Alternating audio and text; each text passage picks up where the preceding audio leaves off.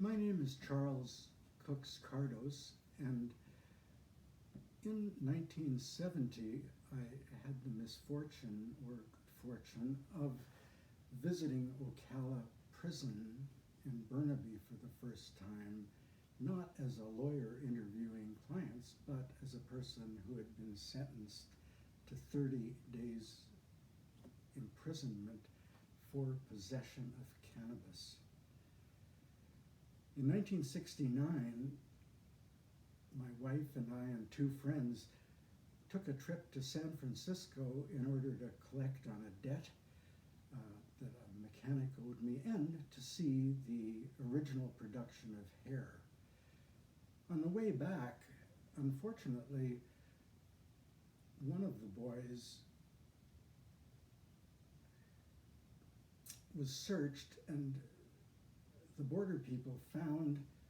a gram of hash that he had misplaced about 2 years ago, and so they ended up insisting that all of us be searched, and I had a little pipe bowl in a jacket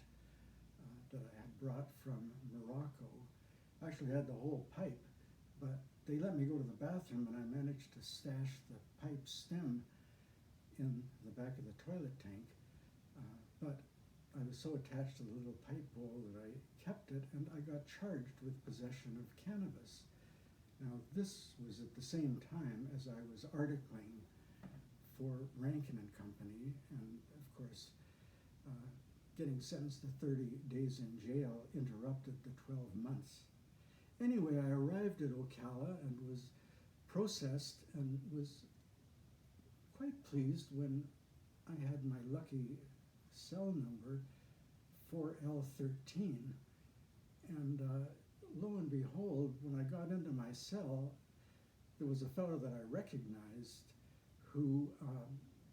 I had met during a very famous kidnapping trial involving the Satan's Angels, and